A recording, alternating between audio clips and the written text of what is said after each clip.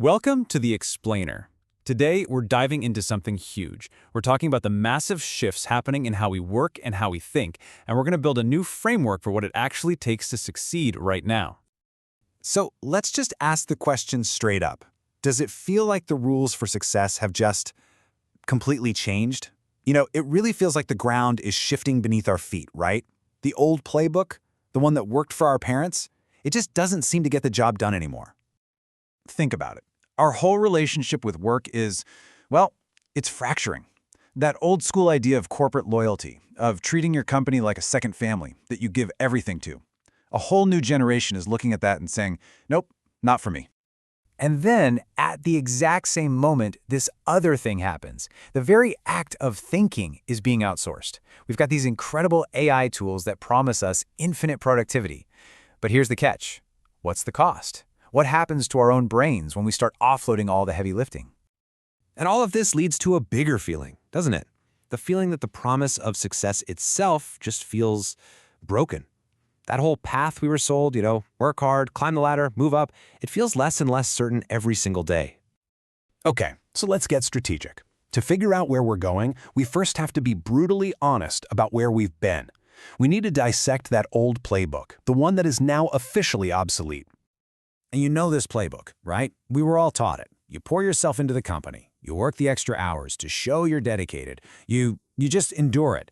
You accept the culture without question. You stay loyal for decades. And the reward for all that? A promotion, some security, and a nice, comfortable retirement. That was the deal. Now, this whole system, this entire playbook, was built on one single foundational idea.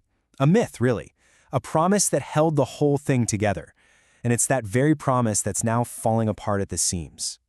And that myth is meritocracy. The idea sounds great, doesn't it? It says that your success is all about your own individual merit, your talent, your effort. It doesn't matter where you came from, who your parents are. We all start at the same place, and the hardest worker wins. That's the story we were told. But when you actually look at the numbers, the story completely unravels. The reality? That starting line is anything but equal. If you come from a privileged background, you've got double the chance of getting into higher education. And in a country like France, the single biggest factor determining your success isn't how hard you work, it's where you came from. The game, it turns out, is weighted from the start. And this isn't just an individual thing. Look at the big picture of wealth. Back in the 1970s, most of the wealth out there, about 2/3 of it, was earned. People built it. Today, it's completely flipped. A whopping 60% of all wealth is just inherited. We've quietly become a society of heirs, not a society of earners. All right, so you've got this broken promise of meritocracy. Now let's throw some gasoline on the fire. Let's look at today's disruptive reality, where that broken promise is colliding with some really powerful new forces, creating the chaos we're all feeling. It's like we're being hit by three giant waves at the exact same time.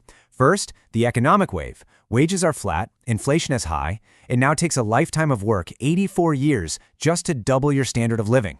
Second, the generational wave. Gen Z is just wired differently. They're rejecting that live-to-work hustle culture. And third, the cognitive wave. AI is here, and it's making it incredibly easy to not think so hard. And that clash, oh boy, it creates this massive gap between expectations and reality, and social media just pours fuel on it. You see this viral sentiment from TikTok. I wouldn't get out of bed for less than 4,000 euros a month. It shows you the dream that's being sold online. But here's the reality check. The median monthly salary in France is less than $2,200. Not even close. You can see how that huge chasm between what people want and what's actually possible is just brewing a ton of frustration. And while all that's happening, that third wave, the cognitive one, is quietly taking over. This MIT study is just fascinating. They looked at people's brains while they were doing a writing task. When you use just your brain, it lights up like a Christmas tree. Use the internet, it's a little less active. But when you use GPT-4, the brain activity just plummets. We're outsourcing our thinking, and we're building up what you could call a cognitive debt without even realizing it. Okay, so that's the landscape. The old playbook is toast, the system has its own rules, and technology is tempting us to get lazy. So what's the move? How do you actually succeed in this world?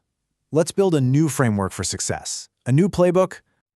Principle number 1 is all about you. It's strategic discipline. This means you have to consciously choose to do the hard thing. You have to fight that temptation to let AI do all the work. The goal isn't just to be efficient. The goal is to build deep, real skills that last. And that only comes from effort.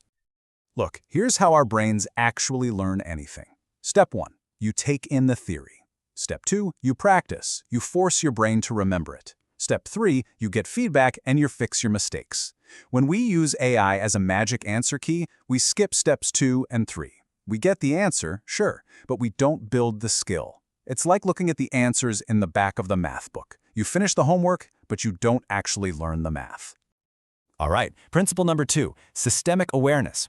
Now, this is not about being negative or cynical. This is about being a realist, a strategist. You have to understand the rules of the game you're actually playing, not the fairy tale you were told. That means understanding that things like your network and cultural capital matter, and you need to build them just as deliberately as you build your technical skills. And that brings us to the third principle, and this is maybe the most important one, intentional vitality. This is where you turn the tables. In a world where corporate loyalty is a one-way street, the most powerful, logical thing you can do is make your own well-being, your own life the absolute priority. Work becomes a tool to fuel your life, not the other way around. That's your new competitive advantage.